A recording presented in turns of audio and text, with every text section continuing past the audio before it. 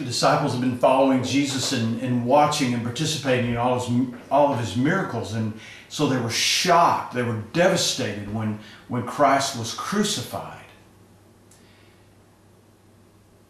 And when he came back after his resurrection, the disciples were hiding. They were afraid of dying themselves, and they were really struggling with what they had been believing and what this had all been about. And listen to this, they're hiding in this room, and Jesus just all of a sudden, he's standing there among him, like a ghost. He says, "Peace be with you," he said. But the whole group was startled and frightened. Why? Because they thought that they were seeing a ghost. They didn't think it was really Jesus. And Jesus said, "Why are you frightened?" He said, "Why are your hearts so filled with doubt?" Well, I'm Royal Farris, pastor of Life Connection Church, and I am working on my talk for this weekend. It's Easter Sunday, and the topic that I've chosen for this week and for the month of April is doubt. And the reason for that is I think that's the number one thing that most Christians struggle with on a daily basis. You know, a lot of Christians, you know, we believe in Jesus and we believe in our salvation and we believe in his resurrection, but the bottom line is, do we live for him daily? That's where the doubt comes in, is trusting in his promises and living for him. And let me tell you something, that was a large part of my Christian life for a long time. Doubt. And as doubt affected me, what it did was it made me come to the point where I believed that as a Christian, I was a second-class Christian citizen. And that meant, yeah, I was going to go to heaven, and yeah, I believed in God, but God wasn't really going to use me. God wasn't really going to bless me. God really wasn't going to answer my prayers or let me do any of the really cool God things that godly people do. And one day, though, I decided that above the doubts and everything, I was going to commit to living for God the best way I knew how.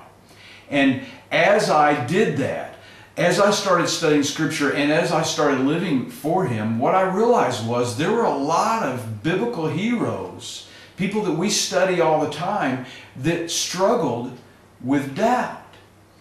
Now, I always believed that doubt was the opposite of belief, but you know it's not. Unbelief is the opposite of belief, and purposeful disobedience of God and acting out in unbelief, that's the opposite of faith. But doubt, see, doubt is to be indecisive. It's to be ambivalent. It's to be not really sure all the time about God's commands and God's promises as we live it day to day and we struggle with the things that we come up with in life all the time. It's being hung up between sure and not sure.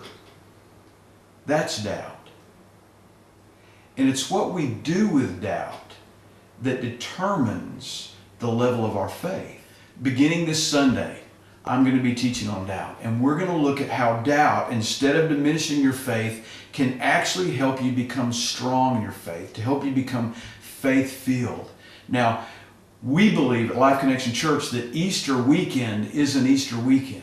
So starting on Friday night, we are going to look at the sacrifice that Jesus Christ made for you and I. Starting at 7:40 p.m., we're going to have our Tenebrae service. You'll get there and it will be dusk. You walk in and it will be a somber service, a candlelight service. We'll start off with communion. We'll go through the scriptures and we will look at the stations of the cross, the last hours of Jesus' life. And then we will leave there knowing that on that night, Jesus Christ gave his life for you and me. And then we'll come back Easter Sunday, Resurrection Sunday, and we will celebrate. And our kids in Kid Connection will learn about Easter and Resurrection Sunday in Jesus the way kids do, and then they will have their Easter egg hunt after service, after the 10:15 service, so that our parents can go out there and join them and enjoy that Easter Sunday. I hope you're having a great week. I hope you're doing it loving God and loving people. And that you will join us this Sunday, or if you have another church family, I pray that you will be in church this Sunday worshiping God on this incredible weekend. It's going to be 82 degrees and sunny, and a great day to recognize the Son of God. God bless.